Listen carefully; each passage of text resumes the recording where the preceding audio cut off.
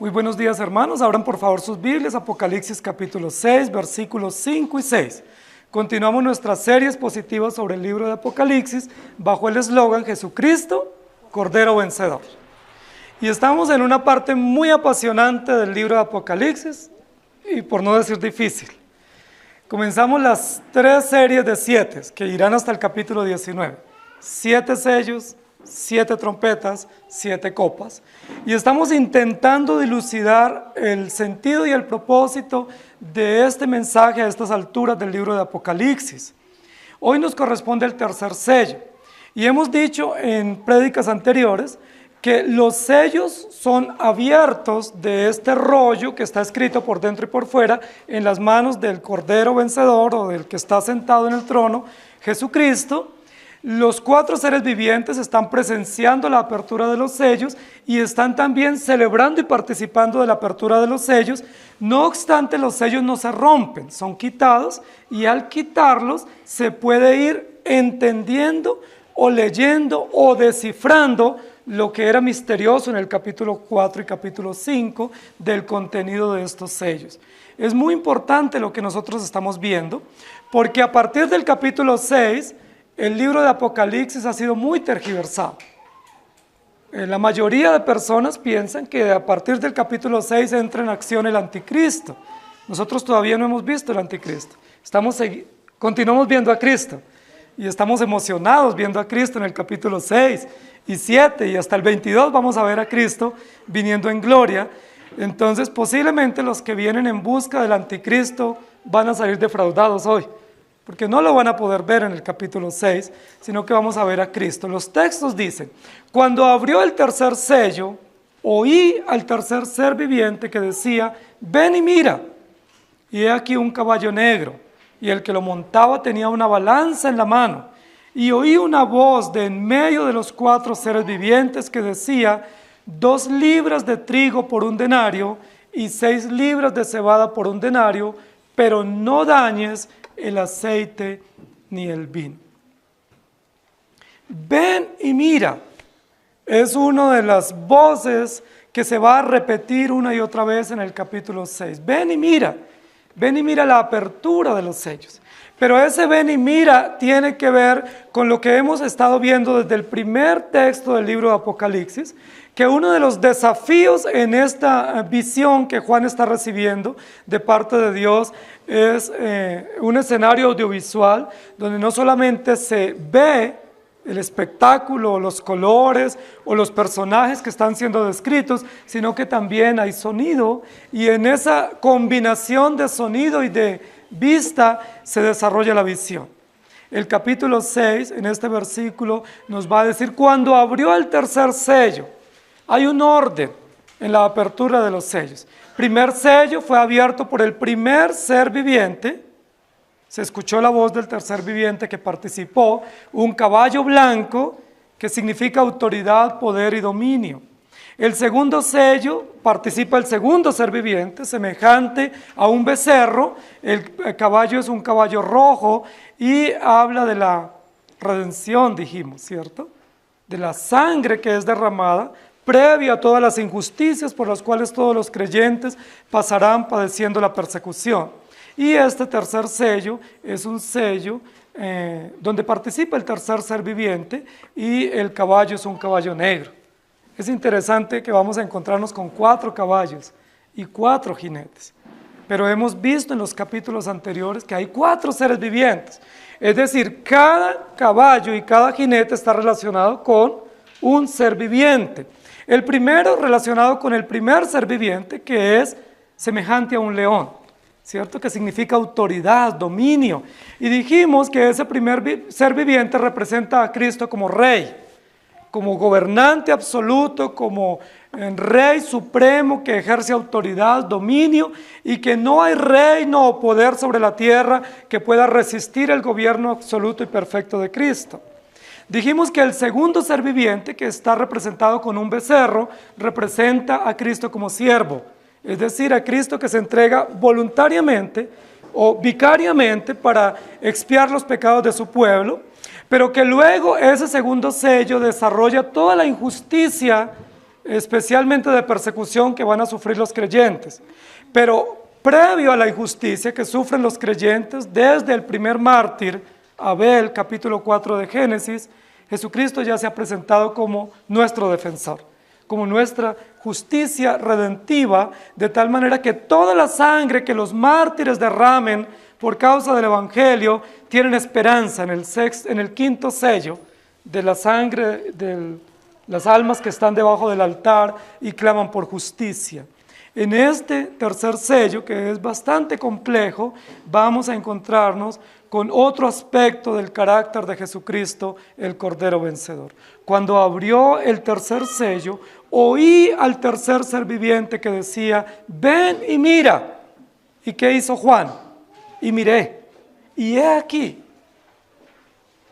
Es muy interesante porque es toda una construcción como si fuera no solo una visión, sino como si fuera también una obra de arte donde hay una participación no solamente pasiva del apóstol Juan como receptor de la visión, sino que él también participa activamente porque se le llama, se le ordena, va, mira, escucha, escribe, envía.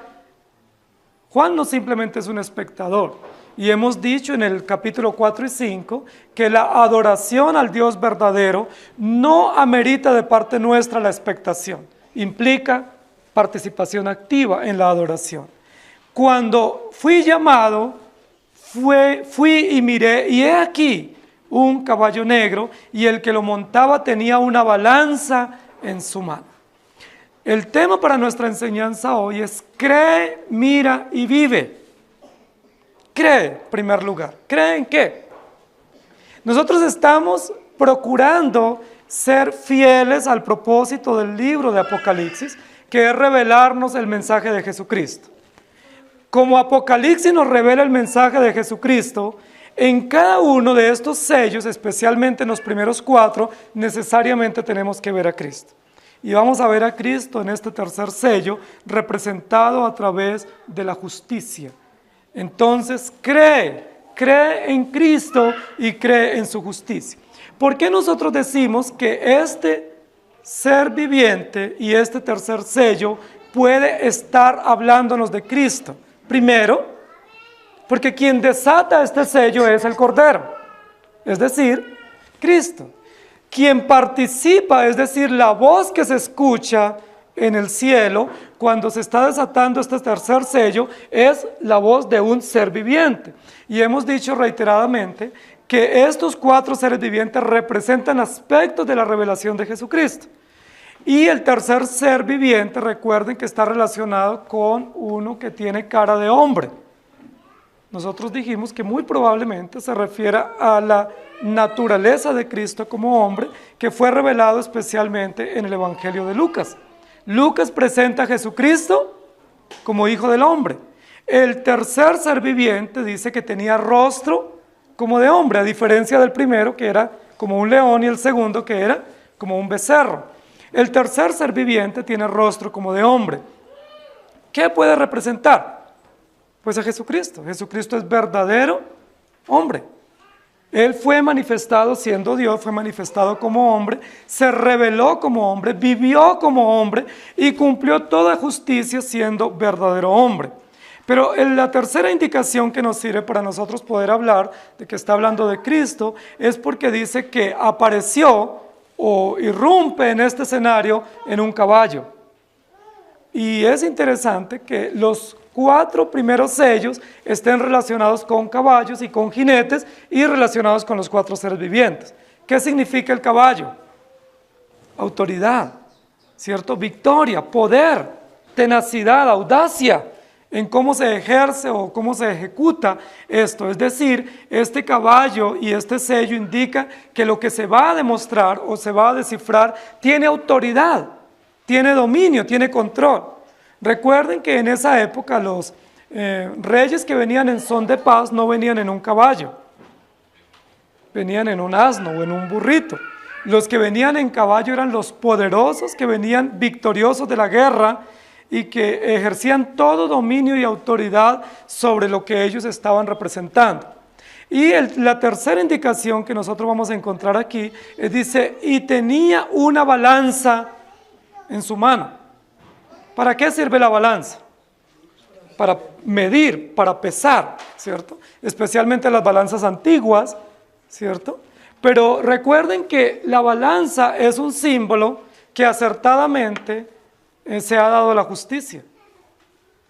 Los que estudian derecho, o cuando nosotros vemos el símbolo del derecho, de la justicia, está representado con una balanza. ¿Por qué? Porque la justicia o el derecho significa darle a cada quien lo que le corresponde. Implica equidad, implica justicia en la determinación o en la parte que se da. Este tercer ser viviente está representado con una balanza en su mano, y ese es el símbolo de la justicia. Entonces, ¿qué puede representar este tercer ser viviente? ¿A Satanás? Satanás no es padre de justicia. Satanás no ejerce autoridad absoluta. El anticristo no ejerce poder y dominio, y mucho menos es justo. Es todo lo contrario. Es el que ejerce mal, destrucción e injusticia. Sin embargo, este tercer caballo es un caballo representado por un jinete que tiene una balanza en su mano. Esa balanza es la balanza de la justicia. Es interesante porque el que está sentado en el trono tenía un rollo en su mano. Ahora aparece con una balanza en su mano. ¿Qué puede significar entonces? Que Jesucristo es nuestra justicia. Primer sello, Jesucristo es nuestro Rey soberano. Segundo sello, Jesucristo es nuestro Redentor absoluto, que conforta a aquellos que pasan persecución o son mártires por el Evangelio. Y el tercer sello, Jesucristo es nuestra verdadera justicia. No importa las implicaciones que nosotros podamos vivir, no importa las situaciones adversas o de hambre o de carestía, como va a representar este sello, Jesucristo es nuestra justicia. Ahora, a mí me llama muchísimo la atención cómo estos sellos están siendo representados. Son muchos los que piensan que estos sellos pertenecen a 7 periodos de la iglesia después del primer siglo. Entonces, que el primer sello es el primer siglo, que el segundo sello es la iglesia posapostólica, que el tercer sello es la iglesia después de Domiciano, y así sucesivamente. Son muchos los que piensan que estos 7 sellos representan a 7 periodos de las 7 iglesias del primer siglo. No obstante, yo creo que no representan eso. Yo creo que los 7 sellos representan el gobierno absoluto y perfecto de Cristo previo a todo el peregrinaje de los creyentes desde Génesis hasta Apocalipsis. Creo que los 7 sellos del capítulo 6 y capítulo 7 nos dan esperanza previa. Es decir, son como el fundamento o el soporte para que luego los creyentes podamos caminar. Primer sello, tenemos esperanza los creyentes desde Adán de que Cristo es nuestro Rey soberano. Segundo sello, desde Adán hay esperanza de que Jesucristo es nuestro Redentor. No tenemos esa esperanza en Mateo. Esa esperanza los creyentes la tenemos desde Génesis, capítulo 3. ¿Y desde cuándo los creyentes tenemos esperanza y seguridad de que Cristo es nuestra justicia? ¿Desde que murió en la cruz? Mateo 26, 27. ¿O desde que comienza la revelación en Génesis? ¿Desde cuándo ustedes saben que Cristo es justo y que es juez y que imparte justicia y juicio y que esa justicia en primer lugar beneficia a los creyentes? ¿Desde cuándo lo sabemos?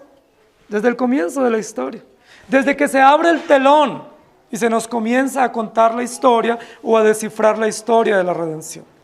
Si nosotros decimos que Cristo es juez y es justo desde que Él muere, estamos equivocados, porque estaríamos diciendo que todo el Antiguo Testamento no hubo una noción de que Cristo es juez y justo en favor de los creyentes. Ahora, hay otra noción equivocada con relación a la justicia, y es, nosotros creemos en la justicia y en la misericordia. ¿Amén? Entonces muchos dicen justicia para el incrédulo, misericordia para el creyente. ¿Será eso cierto? No. La justicia y la misericordia es para los creyentes también. Nosotros necesitamos la justicia de Cristo. El segundo sello que nos muestra, la misericordia de Cristo. Cristo se entregó voluntariamente para derramar su sangre a favor de los creyentes. El tercer sello que nos muestra, Jesucristo es justo y nosotros nos beneficiamos de su obra redentora solo por la justicia de Cristo, no por el mérito nuestro. No hay mérito para que nosotros seamos guardados en la persecución. No hay mérito para que nosotros seamos preservados. Lo único que nosotros tenemos como garantía es que Cristo es juez. ¿Cómo se presenta en el texto? En un caballo, es decir, ejerciendo autoridad, pero con una balanza en su mano. Es decir, Él ejerce autoridad porque Él es juez absoluto y es quien imparte toda justicia sobre nosotros. ¿No es eso maravilloso, queridos hermanos?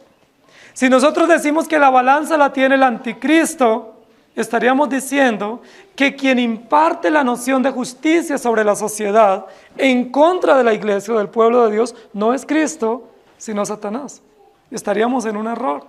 Estaríamos atribuyéndole mayor expectativa a lo que pueda hacer o interferir Satanás o el anticristo o el falso profeta contra los creyentes, y eso no tiene esperanza para una iglesia perseguida. Recordemos que Juan está exiliado, la iglesia está siendo perseguida en el primer siglo, y los receptores iniciales de este libro de Apocalipsis fueron creyentes abrumados por la persecución, por la tortura y por todo el auge del culto imperial del primer siglo. Si nosotros decimos, para una iglesia perseguida, para hermanos y creyentes en sufrimiento, Cristo es nuestra justicia, eso se alienta en nuestros corazones. Pero si les decimos, Satanás es el que tiene en su mano la balanza, eso no nos da esperanza, eso nos angustia más, nos aflige y nos llena de muchísima ansiedad. Pero si yo les digo, hermanos, ustedes están sufriendo, Cristo es su justicia. Ustedes están siendo perseguidos, están siendo martirizados, Cristo es nuestro Redentor. Ustedes están siendo influenciados por el poder de los imperios ideológicos e imperios armados contra nosotros, Cristo es nuestro Rey absoluto. Eso sí trae esperanza para una iglesia perseguida y para hermanos en sufrimiento. Entonces, lo que primero nos muestra el tercer sello es que Cristo es nuestra justicia. ¿Ustedes creen eso? ¿Creen que Cristo es su Rey? ¿Creen que Cristo es su Redentor? ¿Y creen que Cristo es nuestro juez justo y absoluto que defiende a los creyentes? ¿Saben? Nosotros tenemos una noción equivocada de justicia. Porque cuando nosotros pensamos en justicia, a veces pensamos en alguien que está con un látigo para desatarlo sobre nosotros. Nosotros a veces asociamos justicia con castigo, con reprensión, con disciplina. Y olvidamos que justicia tiene que ver con defensa también. Tiene que ver con alguien que interceda por nosotros, alguien que pueda defender nuestra causa. Cuando hemos tenido que llevar algún tipo de proceso, nosotros necesitamos o una asesoría de un profesional o necesitamos un abogado que nos defienda. ¿Y cómo nos sentimos cuando hay un buen abogado a nuestro lado?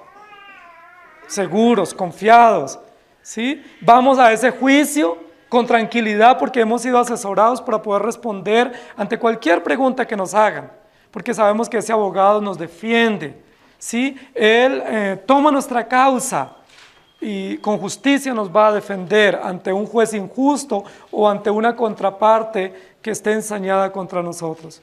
¿Saben, queridos hermanos? Cristo es nuestra justicia. Él es nuestro juez.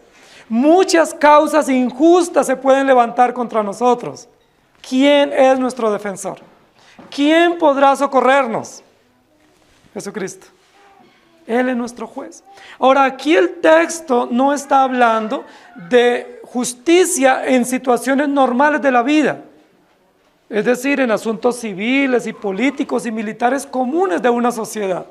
El texto no está enfocado en hablar de lo que vive la sociedad entera. El texto, como los sellos anteriores, está enfocado en hablar para los creyentes. Es decir, Cristo es justicia en favor de los creyentes, no en favor del mundo entero, sino en favor de los creyentes.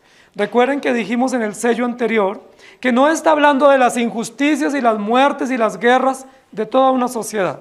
Está hablando de la persecución que los creyentes sufren por causa del Evangelio. ¿Quién fue el primer perseguido por causa de su fe? Abel fue el primer martirizado por causa de la fe, porque las obras de él no eran como las de Caín, y Caín se levanta y lo mata. Primer acto de persecución, y de ahí en adelante todos los creyentes padecemos persecución. ¿Cuál es el primer acto de injusticia que nosotros vemos en la Escritura que se comete contra los creyentes? También está en Génesis 3 y Génesis 4. ¿Y desde cuándo nosotros vemos que Jesucristo se levanta como nuestro juez? Desde Génesis 3. Adán y Eva son engañados por la serpiente. Y ellos son llevados de manera consciente y de manera responsable a transgredir la ley de Dios. No obstante, el Señor va y busca a Adán y Eva y le dice, ¿qué hiciste? ¿Dónde estás? Y ellos, ¿cómo se cubren? ¿Recuerdan cómo se cubrieron? Con hojas de higuera. ¿Qué pueden significar nuestras propias obras? ¿Qué pueden significar nuestro propio humanismo, como nosotros nos cubrimos? Pero ¿qué hizo el Señor justamente para cubrir la desnudez de Adán y Eva? Que fue la primera acción de justicia que nosotros vamos a ver en la Escritura relacionada con la redención. ¿Qué hizo el Señor? El Señor hubiera podido decir, miren, ¿saben que esas hojas no les sirven? Busquemos unas hojas más durables, o unas hojas más grandes, o unas hojas que no tengan pelusa y les causen una alergia. El Señor hubiera podido decir eso, y les hubiera cubierto un poco mejor con ramas. Pero ¿qué dice el Señor? Ustedes están desnudos, están cubiertos con su propia justicia, pero a mis ojos están desnudos. ¿Qué hizo el Señor? Mató animales. La Biblia no nos dice qué animales, pero muy probablemente mató corderos, por toda la connotación del cordero expiatorio en toda la historia de la redención. ¿Y eso qué significa? Que Jesucristo es nuestro cordero. Esa fue una acción de justicia. Si el Señor deja a Adán y Eva que se cubran con hojas, no hubiese sido justo para ellos. Es decir, no hubiese una manifestación categórica de la justicia de Cristo. Job capítulo 31 versículo 6 dice, pésame Dios en balanzas de justicia y conocerá mi integridad. Son muchas las personas que dicen que esta balanza que tiene este jinete no es la balanza de la justicia, sino la balanza para medir productos en un supermercado. Que en un supermercado se tiene una balanza para medir las libras, los kilos o los litros. Entonces, ¿qué es esa balanza? Pero la Biblia no relaciona la balanza de manera directa con medir productos de consumo familiar, sino relaciona la balanza con la justicia. Leo nuevamente. Pésame Dios en balanzas de justicia y conoceré mi integridad. En Daniel 5:27 dice, pesado has sido en balanza y fuiste hallado falto. Balanza. Y luego en Levíticos 19:36 dice, balanza justas, pesa justas y medida justas tendréis. Yo, Jehová vuestro Dios, que os saqué de la tierra de Egipto. Y en Segunda de Reyes 8:1 dice, habló Eliseo a aquella mujer a cuyo hijo él había hecho vivir, diciendo, levántate, vete tú y toda tu casa a vivir donde puedas, porque Jehová ha llamado el hambre, la cual vendrá sobre la tierra por 7 años. Queridos hermanos, lo primero que tenemos que creer, si Dios nos ha dado la fe, al entender este tercer sello, es que Jesucristo es nuestra justicia. Es decir, Jesucristo es juez, pero es juez en favor de su pueblo, no en contra de su pueblo. Por eso no nos debe aterrorizar el concepto de justicia. Muchos dicen, no, a mí me gusta la misericordia, pero no me gusta la justicia. No, es imposible separar. Justicia y misericordia van juntos. Cristo es juez de justicia en favor de su pueblo. ¿Podríamos pagar un abogado para que nos defienda ante Dios? No hay abogados de oficio para esto. Solo hay un abogado justo y perfecto que se llama Jesucristo y aboga por su pueblo sin importar el precio que Él tenga que pagar, que fue su propia vida. Creemos que Jesucristo es nuestra justicia. En segundo lugar, el texto dice, y oí una voz de en medio de los 4 seres vivientes que decía, 2 libras de trigo por un denario y 6 libras de cebada por un denario. El texto continúa narrando otra de las circunstancias que los creyentes tenemos que vivir.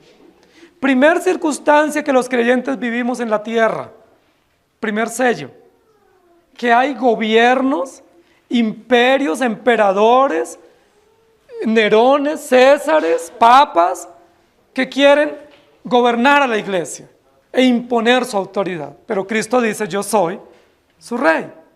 Segunda realidad que viven los creyentes, persecuciones. Desde Abel hay persecución.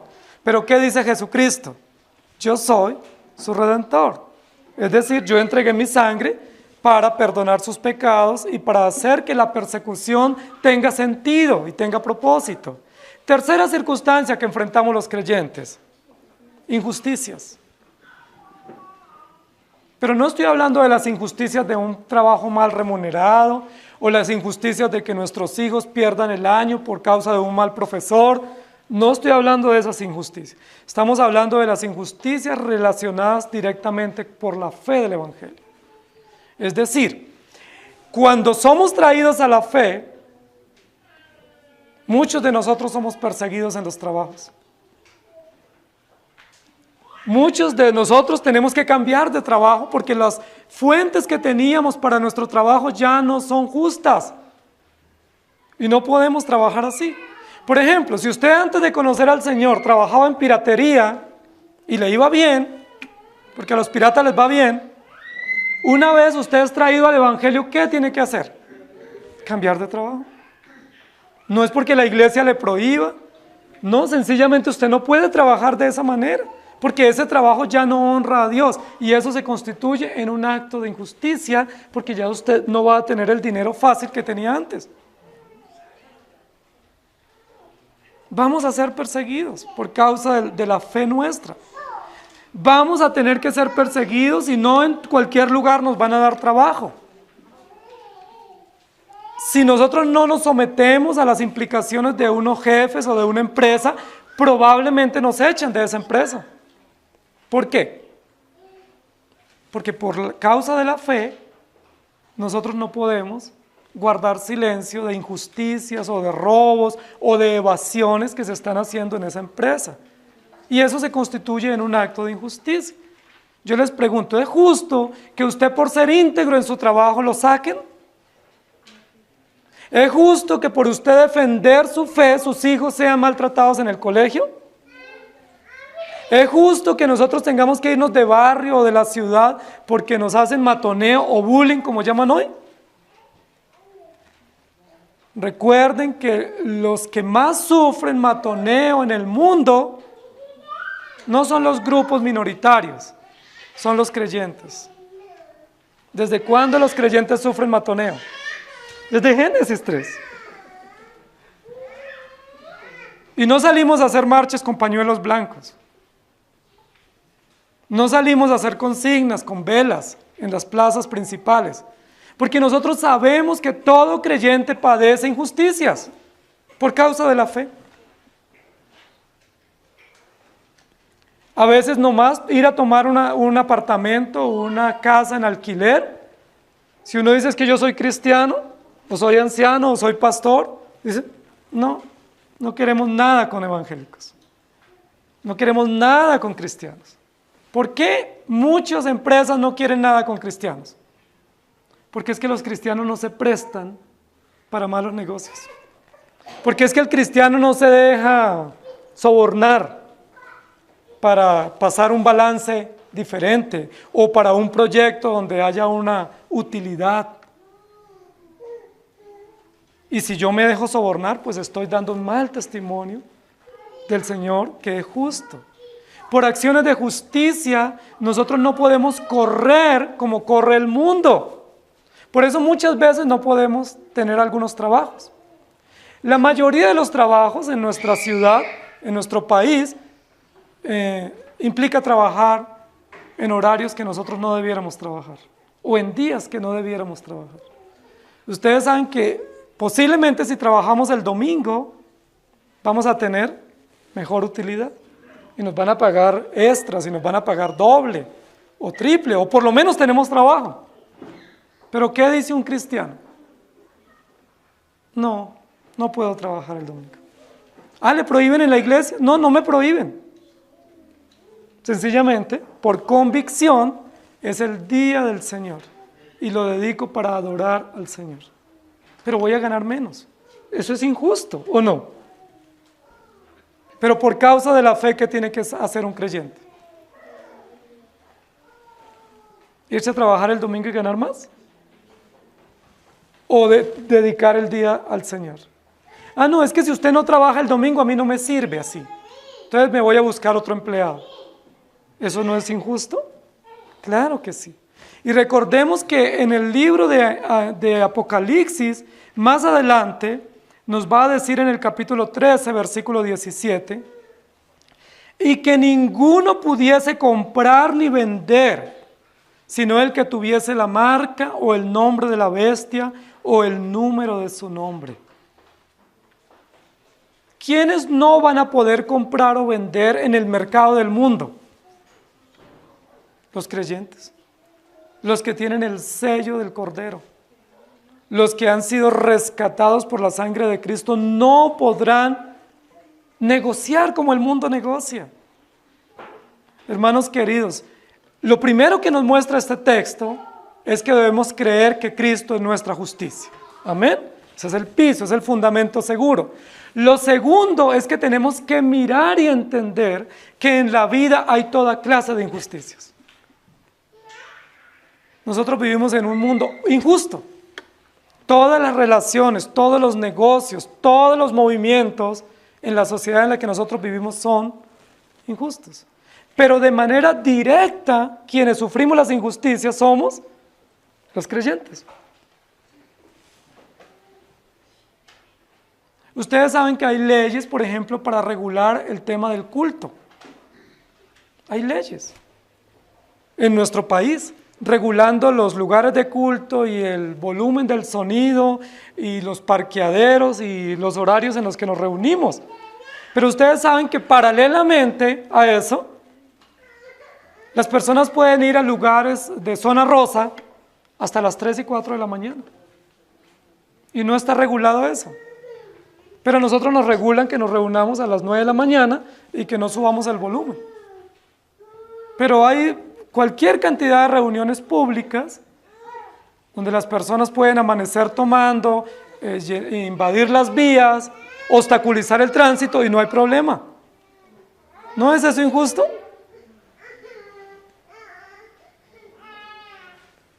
Pero los creyentes sabemos que aunque haya hambre y aunque haya escasez, tenemos que confiar que Cristo es nuestra justicia.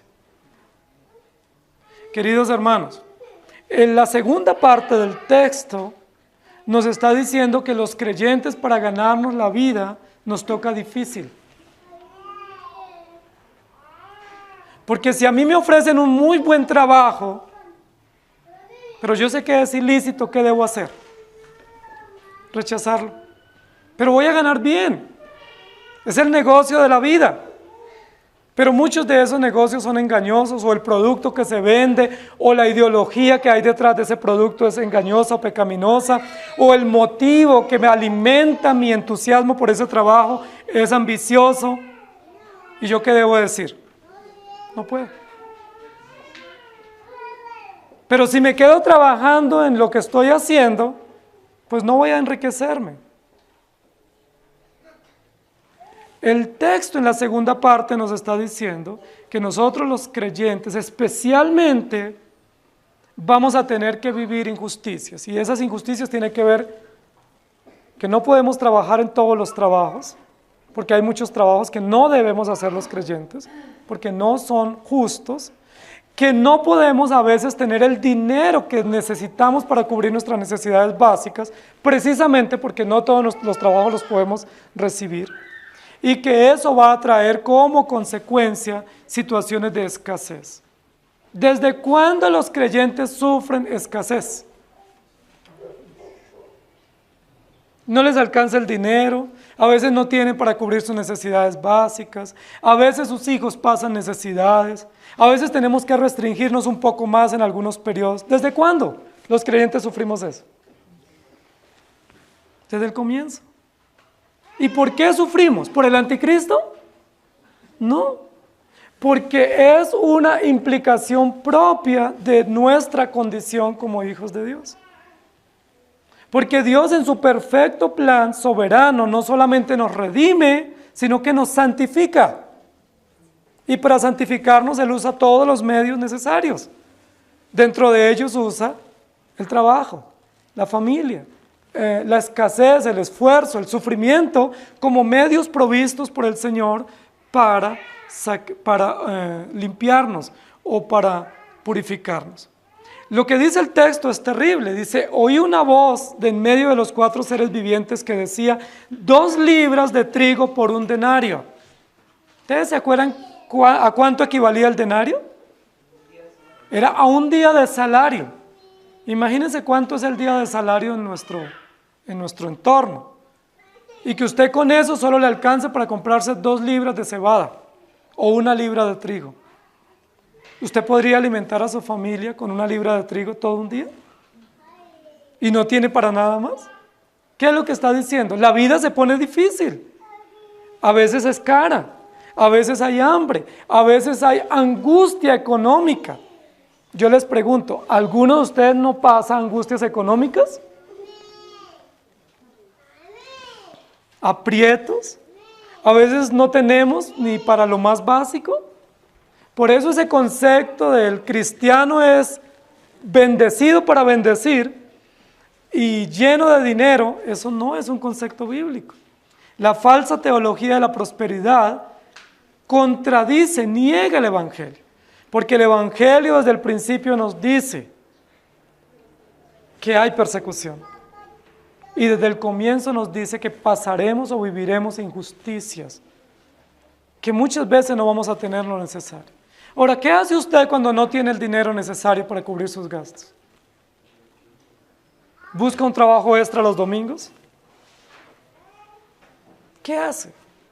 ¿Se pone a trabajar en un negocio ilícito solo para cubrir sus necesidades? ¿Qué debe hacer un creyente cuando el dinero no le alcanza? Son muy buenas preguntas. ¿Se pone a vender lotería? ¿Hace rifas? ¿Vende baloto? ¿Vende catálogos? ¿Qué hace cuando el dinero no le alcanza? Porque nosotros tenemos principios. El primer principio, según este sello, es Cristo es nuestra justicia. Es decir, Jesucristo no solamente defiende mi causa frente al Padre en cuanto a mi relación eterna y mi condición eterna, sino que Jesucristo defiende mi causa en la cotidianidad. Es decir, en cada detalle del día a día, ¿quién es nuestro defensor? Si el dinero no alcanza, ¿quién es el que me defiende? Jesucristo. Él no solo es justicia eterna, sino justicia diaria, para proveer, para multiplicar, para darnos gratitud y esperanza. El apóstol Pablo dice, yo he aprendido a estar contento y agradecido. Sé tener abundancia y sé pasar escasez. En todo y por todo, ¿qué dice Pablo? Estoy agradecido, estoy contento. Entonces, no debe ser una fuente de tristeza o de frustración para un creyente que el dinero no le alcanza. Si el dinero no le alcanza, no debe decir, bueno, yo no vuelvo a esa iglesia. O estoy muy frustrado porque yo pensé que me iba a ir mejor. Si el dinero no le alcanza, ¿qué debe hacer? Estar agradecido. Estar confiado en el Señor.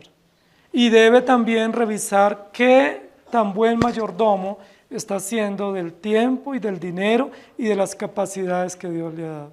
Porque muchas circunstancias de escasez son provistas por Dios para enseñarnos a ser agradecidos, contentos y mejores mayordomos. Hay un texto que yo quiero que leamos, que Segunda de Reyes 8:1, en la parte final dice, porque Jehová ha llamado el hambre, la cual vendrá sobre la tierra por 7 años. Y me gusta mucho ese texto, porque nosotros pensamos que el hambre y la escasez viene del diablo, y que de Dios viene la provisión y la generosidad. Eso es un pensamiento gnóstico. Pero ¿qué dice ese versículo? ¿Quién manda el hambre? Dios. Es decir, ¿quién permite y manda y autoriza la escasez? Dios. ¿Quién es el que hace que a veces haya racionamiento en nuestra economía? O que haya estrechez en nuestra economía. ¿Quién ordena eso? ¿El demonio? ¿El anticristo? ¿El falso profeta? ¿O Dios? Entonces, si usted está pasando escasez, ¿quién determinó esa decisión? ¿Y quién sabe el tiempo preciso de esa escasez? Nuestro Dios. ¿Eso no es justo? Por supuesto que lo es. Porque si viniera de Satanás, que él me pone a pasar necesidades, pues yo me levanto a las 5 de la mañana y hago guerra espiritual y de pronto saco algún beneficio. Pero como viene de Dios, ¿qué tengo que hacer a las 5 de la mañana? Levantarme a darle gracias. Porque decirle, Señor, así como me diste abundancia, me estás pasando por un periodo de escasez y te doy gracias, porque tú eres mi justicia, tú eres mi proveedor. Ahora, este versículo que leímos dice que Dios llamó el hambre para que viniera sobre los hebreos por 7 años. Es decir, ¿quién sabe el tiempo exacto de la escasez? O de la prueba, o de la estrechez económica. Salmo 105:16 dice, trajo hambre sobre la tierra y quebrantó todo sustento de pan. ¿Quién hizo eso? Y lo estaban cantando los hebreos en un salmo. ¿Usted se atrevería a cantar, Señor, gracias por traerme hambre y escasez? Gracias por quebrantar mi economía y por hacer que no tenga lo necesario, pues a mi juicio. Porque este era un salmo que lo cantaban los hebreos. Tú trajiste hambre sobre la tierra y tú quebrantaste todo nuestro sustento. Amén. No, cuando no tenemos dinero, ¿sabe qué hacemos? No vamos a la iglesia. Cuando no tenemos dinero nos ponemos bravos. Cuando no tenemos dinero nos deprimimos. Cuando no tenemos dinero estamos desesperados tocando puertas. Pero pocas veces doblamos rodillas y decimos, Señor, hoy no tengo en el bolsillo, pero tú eres mi proveedor. Señor, hoy no tenemos cómo cubrir estos gastos que nos apremian, pero confiamos en ti. Tú eres justo. Y como esta circunstancia es provista por ti, tú darás la salida. ¿Lo hacemos así? Yo creo que no. Yo tampoco. Estamos angustiados, a veces malhumorados, a veces quejándonos de la iglesia. A veces la iglesia es la primera que sufre porque entonces yo no diezmo. O no colaboro con lo del ágape, porque es que no tengo. O cosas así, porque comenzamos nosotros a ver cómo restringimos otros gastos, de cosas que no nos corresponde restringir, sencillamente para que nuestra economía no caiga. 2 libras de trigo por un denario y 6 libras de cebada por un denario. ¿Ha visto usted su economía así? Que la plata no le alcanza sino para lo del diario. Y uno dice, y el arriendo, y los gastos de los colegios, y los servicios, y todos los demás gastos adicionales, ¿qué hacemos? La pregunta es, ¿se han acostado ustedes o sus hijos sin comer? ¿Han tenido que irse a vivir debajo de un puente porque la economía estuvo difícil en ese periodo? Yo creo que no. ¿Hemos tenido que salir desnudos o vestirnos con hojas? No. ¿Por qué? Porque aunque la economía no esté solvente, ¿quién nos ha provisto? ahí llega lo que nosotros no esperamos a veces, o como en el caso de Elías en este periodo de hambre, de sequía del libro de Reyes, que Dios lo alimentó hasta por unos cuervos. A veces vemos cuervos que nos traen alimento. ¿Cómo? Milagrosamente. A veces vemos un mercado ahí que podemos llevar y dar gracias a Dios, porque nos lo provee el Señor. ¿Para qué? Para suplir un poco o para mitigar un poco nuestras escaseces, nuestras carestías, nuestras necesidades. A veces no deja de llegar ahí alguien con una ayuda, un mercado, ropa, apoyo, algo, y nosotros decimos, Señor, tú eres justo. El salmista David dice, joven fui y he envejecido y no he visto justo desamparado, ni su descendencia que mendigue pan. ¿Por qué? Porque Dios es justo. Ahora, cuando la economía se reduce por situaciones de la injusticia social, de la carestía y por la persecución que los creyentes tenemos con algunos trabajos que no podemos realizar o con algunas restricciones, pues Dios nos llama a evaluar nuestra economía. Y posiblemente tenemos que ser mayordomos, ¿sí? Reducirnos en gastos, pero vamos a tener lo necesario, porque Dios es nuestro proveedor. Entonces el segundo sello nos muestra primero que Cristo es nuestra justicia. ¿Creemos eso? El tercer sello nos muestra en segundo lugar que en la vida todos los creyentes padeceremos injusticias. No solo las viviremos, sino que las veremos, injusticias. Y nosotros tenemos que acomodarnos. No salimos a marchar cuando hay injusticias. Cuando hay injusticias, le pedimos al Señor que nos dé más fervor para servirle y más gozo y gratitud para hacer su propósito. Apocalipsis 13, 17 dice, y que ninguno pudiese comprar, sino el que tuviese la marca de la bestia. Y luego en Santiago 2.5 dice, hermanos míos, oíd, ¿no ha elegido Dios a los pobres de este mundo para que sean ricos en fe y herederos del reino que ha prometido a los que le aman? Este es un texto que nos pone en una perspectiva correcta. No anhelemos ser ricos, anhelemos vivir agradecidos con lo que Dios nos ha dado.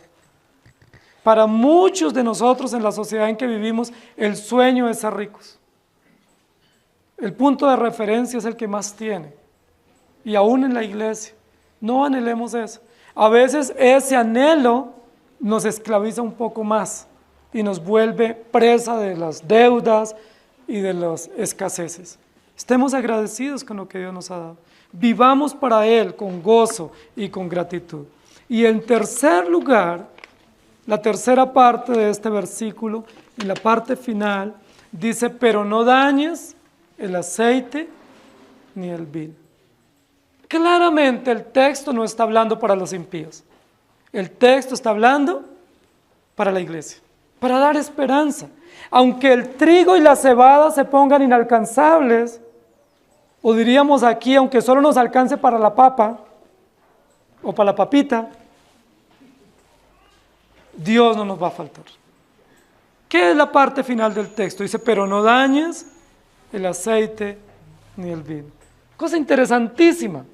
Parte de la economía y de los símbolos agrícolas del pueblo hebreo era el vino, ¿cierto? De la uva y el aceite de la oliva, que eran parte de la simbología de la economía y de la agricultura judía, y también el trigo.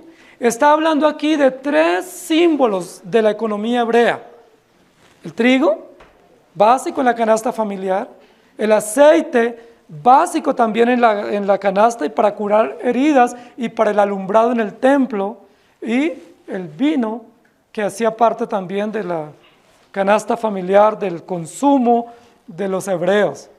Era una sociedad vinícola. Esos tres productos están aquí mencionados en ese texto. Es decir, hay momentos en los que parece que solamente sobrevivimos y no tenemos para un pequeño ahorro, pero el versículo dice, pero no dañes el aceite y el vino, aunque se ponga cara el trigo y la cebada. ¿Qué es lo que nos muestra esta parte final del texto? Cristo es nuestra justicia, vivimos en realidades de injusticia, pero hay esperanza. Y la esperanza no viene del nuevo ministro de Economía. La esperanza no viene de que no aprueben la reforma tributaria. La esperanza no viene de que nos den un ascenso en el trabajo. La esperanza viene del Evangelio, es decir, de Jesucristo. Es probable que en lugar de que nos suban el salario, nos lo reduzcan. Es probable que en lugar de que nos reduzcan el valor del arriendo, nos lo aumenten. Es probable que nuestros colegios sean más costosos para nuestros hijos. Es muy probable que se sumen más situaciones de angustia o de estrés económico. Pero ¿cuál es nuestra esperanza? Jesucristo. El texto hace todo un giro, mostrándonos el piso en el cual caminamos. Cristo es nuestra justicia. Luego nos muestra las realidades de angustia, de dolor. ¿Qué padre, qué madre no sufre si no tiene lo básico para sus hijos? ¿Qué familia no se angustia si las cuentas llegan y no tenemos cómo cubrirlas? Si no hay en el mercado, no hay en la alacena nada, no hay en el bolsillo nada, ¿no nos angustiamos? Claro que sí. A veces pasa como la viuda, que solo tenemos para una pequeña torta y, como dice ella, con un sentimiento frustrante y real, y dejarnos morir de hambre. Yo siempre recuerdo de niño que mi madre decía, solo hasta esta vez podremos comer carne, porque se subió de precio. No vamos a poder volver a comer carne nunca más. Pero ¿saben qué les cuento? Todavía comemos carne. A veces matamos huevos, ¿no? Todavía hay carne. ¿Por qué? Porque Dios es fiel. Si Dios viste los lirios del campo, si alimenta las aves, ¿no puede cuidar de sus hijos? ¿No puede proveernos lo necesario? ¿No puede darnos gozo y gratitud en medio de la escasez, en medio de las injusticias? La última parte del texto nos muestra que hay esperanza. No importa las injusticias. El aceite era usado especialmente entre los hebreos para comestible, para curaciones, pero de manera muy especial para la adoración en el templo. ¿Con qué encendían las lámparas en el tabernáculo y en el templo? Con el aceite de olivo, ¿sí? 24 horas permanentemente debía estar encendida esa lámpara en el templo. Y recuerden que el libro de Apocalipsis está lleno de luz, las lámparas, los candeleros, las estrellas, las luces, hacen mención al aceite. Pero en la Biblia también el aceite es un símbolo del Espíritu Santo. Así como el trigo y la cebada es un símbolo de la palabra, del alimento espiritual, el aceite es un símbolo del Espíritu Santo. Y el vino es un símbolo también del Espíritu Santo. No importa que se ponga difícil, lo uno, que no se dañe lo otro. Es decir, no importa que vivan realidades de injusticia y de escasez, no pierdan la esperanza. No en hacerse ricos. No salga diciendo hoy, el pastor enseñó que no pierda la esperanza en que me voy a ganar el baloto. No. No pierdan la esperanza que el Señor les cuida, que el Señor les guarda, que el Señor les sustenta. Disfrutamos de unos artículos, perdónenme la expresión, de lujo, que aún los más ricos, incrédulos, no tienen. Los más ricos tienen mucho dinero, pero no tienen el don del Espíritu Santo. Es un artículo de lujo, exclusivo para ¿quiénes? Para los creyentes. Los más poderosos, que son incrédulos, tienen tanto dinero que no saben qué hacer con él, pero no tienen un artículo de lujo que ustedes y yo tenemos, que se llama la palabra de Dios. ¿Está alguno triste? Ore. ¿Está alguno afligido? ¿Al psicólogo? No, ore. ¿Está alguno enfermo? ¿A alguno no le alcanza el dinero? Ore. Mire, qué cosa tan extraordinaria. Pero no dañes el aceite ni el vino. ¿Qué es lo que trae frescura a nuestra vida? ¿Qué es lo que trae deleite, gozo, gratitud a la vida del creyente en medio de las injusticias? La palabra de Dios, el gozo de reunirnos, adorar a nuestro Dios, la realidad del pacto. Dios hizo un pacto consigo mismo. ¿Qué significa ese rollo? El pacto de Dios. ¿Qué significa la balanza? La justicia de Dios. ¿Qué significa la sangre? Cristo nuestro Redentor. Yo les pregunto, ¿hay razón para estar deprimidos? ¿Hay razón para estar cabizbajos porque no tenemos el dinero suficiente? No es que nosotros no vivimos del dinero que tenemos en nuestros bolsillos, ni en nuestras cuentas, ni en nuestras tarjetas. Nosotros vivimos de un Dios justo, fiel, proveedor. El pueblo hebreo pasó muchos periodos de hambre, pero muchos. Y no los pasaron en el exilio, en Babilonia o en Asiria. Los primeros momentos de hambre, ¿sabe quién los pasó en la Escritura? Bueno, el primero lo tuvo que pasar Abraham, ¿no? Adán y Eva. Porque después de estar en un huerto con toda la provisión, les tocó salir a labrar la tierra y esperar que diera el fruto. Antes era solo ir con la canasta y recoger. Después era ir a trabajar y con el sudor de la frente trabajar y esperar que la tierra produjera. No es mágico el producto. Pero Abraham, ¿quién dijera? Abraham es el padre de los teólogos de la prosperidad, ¿no? Abraham pasó hambres. Abraham pasó un periodo de mucha hambre que tuvo que irse del país para poder sobrevivir. Isaac, otro patriarca, ¿tuvo hambre o no? Claro, tuvo que irse para el extranjero, porque no tenía para alimentarse. Y no era para pagar la cuota del carro, el apartamento, las pensiones, no, era para la comida. Tuvieron que irse para el extranjero para poder sobrevivir. ¿Quiénes más pasaron hambre? Abimelech, Ezequiel, Jeremías, Jacob, Eliseo, Elías, Isaías. Yo le pregunto, ¿usted no puede estar en esa lista también? Por supuesto. Si ellos pasaron necesidades por causa de situaciones de injusticia, por causa de persecución, por causa de la fe, aún siendo ricos, ¿será que nosotros somos mejores que ellos? Pues no. Y probablemente estamos pasando en ese momento. Pero Abraham, dice la Biblia, que confiaba en esperanza contra esperanza. No hay un texto en la Escritura que diga que Abraham se quejó porque no tenía dinero. No hay uno.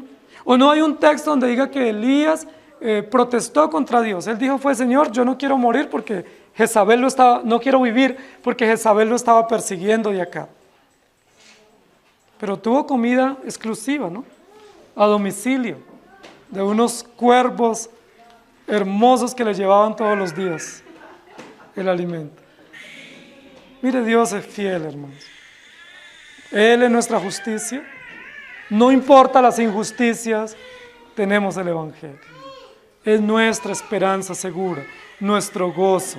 Deuteronomios 8:3. Escuchen este texto. Y te afligió. ¿Quién? ¿El anticristo? No, el anticristo no puede afligir a los creyentes. El anticristo no tiene nada que hacer con los creyentes. ¿Quién nos afligió? Dios, Jehová. Y te hizo tener hambre. No puede ser ese un Dios de amor que me haga pasar necesidades. Dice, y te sustentó con maná, comida que no conocías tú, ni tus padres la habían conocido, para hacerte saber que no solo de pan vivirá el hombre, mas de todo lo que sale de la boca de Dios. ¿Para qué Dios permite el hambre? Para enseñarnos que no vivimos de lo que tenemos en el bolsillo, o de lo que tenemos en la alacena, o de lo que nos prometieron pagar en la quincena, para enseñarnos que nosotros vivimos del Evangelio. Y aun si tuviésemos que morir por causa de la persecución o por causa de la carestía, ¿cuál es nuestra esperanza tanto en la vida como en la muerte? Jesucristo. Lucas 4:18 dice, el Espíritu del Señor está sobre mí, por cuanto me ha ungido para dar buenas nuevas a los pobres, me ha enviado a sanar a los quebrantados de corazón, a pregonar libertad a los cautivos y a poner en libertad a los oprimidos. Hermanos queridos, vivimos en una sociedad que es muy engañosa. Nosotros vemos todos los avisos, las noticias. Las noticias dicen que las tecnologías que nosotros tenemos es para que no haya hambre en la tierra. Las noticias dicen que hay tantos ricos con tanto dinero y países ricos que no debiera haber nadie desnutrido. Pero ¿qué dice la realidad? Que hay muchos niños que mueren de desnutrición. Y nosotros inmediatamente decimos, no, en La Guajira, en el Chocó. Hermanos, aquí en nuestra gran ciudad mueren los niños de desnutrición. Es triste eso. Nosotros pensamos que en el África es que la gente se muere de hambre y que come pasto porque no tienen alimentos. Pero ustedes no han visto aquí en nuestra ciudad gente recogiendo basura todos los días. ¿Para qué buscan la basura? Porque están buscando sustento. Muchos viven de recoger tarros, de recoger latas, de recoger cartones para venderlos y otros se alimentan de residuos. Debiera haber una ley en nuestro país para no desperdiciar alimento, para que nos judicialicen por botar alimentos o por ir a un restaurante y dejar manoseada la comida y que se va a la basura. Debiera haber leyes para eso, porque nosotros somos buenos para ir al restaurante, pedimos y luego no me gusta y lo dejamos. ¿Y eso no pudiera servir para nosotros más tarde o para otro? Nosotros vivimos una sociedad muy injusta, producto del pecado, con mucha tecnología. El hombre puede ir a la luna, increíble, ¿no? Puede desarrollar armas nucleares que terminan con toda la humanidad, pero no puede generar justicia, no puede generar provisión, causa del pecado. Y nosotros sufrimos esas consecuencias del pecado. Las sufrimos en carne propia, pero el Señor es nuestro proveedor. Nosotros vivimos en un país con muchísimos desarrollos médicos. Hemos hecho vacunas para enfermedades incurables. Tenemos médicos con muy buena capacidad. Medellín es una ciudad bandera en muchos aspectos de la medicina, trasplantes, cirugías estéticas y muchos temas de salud. Pero muchas personas se mueren en nuestra ciudad y en nuestro país de una gripa. No pueden recibir atención médica. ¿No es eso paradójico? Es como esa balanza, ¿cierto? Pero tan desigual. ¿Quién es nuestra justicia? Jesucristo. Creamos eso y aunque vivamos las injusticias, confiemos en el Señor. Que el Señor nos ayude. Señor, te damos gracias. Porque al encontrarnos en tu palabra estas realidades, pues si bien es cierto nos tocan de frente por la carestía, la escasez, el hambre, las estrecheces económicas, Señor, lo más importante es que este sello no se abre en el infierno, este sello se abre en el cielo. Este sello no lo abre el anticristo, lo abre el Cordero vencedor. Este sello es abierto por un ser viviente que pregona que tú eres justo, pese a las injusticias que podamos afrontar, y que en todas esas injusticias hay esperanza para tu iglesia, y la esperanza se llama el Evangelio. Aunque se afrente la economía y se quebrante la economía doméstica, tenemos el Evangelio, el vino y el aceite, la palabra, su espíritu, la gracia, el alimento espiritual que permanece y que no perece.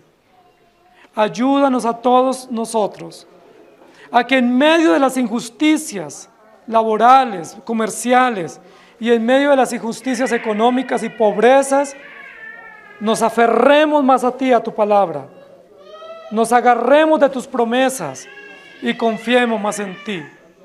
Y vivamos, Señor, llenos de tu gozo y de tu provisión que nos llega a través de tu palabra y a través del precioso Espíritu Santo, lo cual no nos será quitado.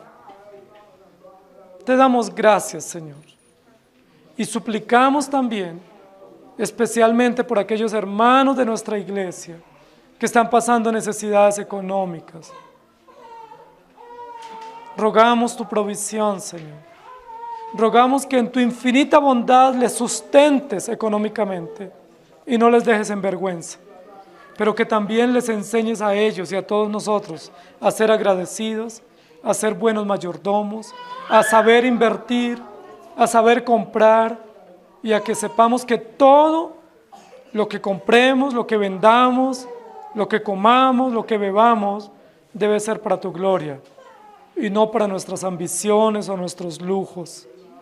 Te damos gracias por tu palabra, por tu Espíritu Santo dándonos esperanza y por permitirnos entenderte más y conocerte más. No importa todas las injusticias que podamos vivir, tú eres nuestro juez justo, nos dejaste tu palabra y estamos confiados en ti. En el nombre del Señor Jesús. Amén. Señor les bendiga, querida iglesia.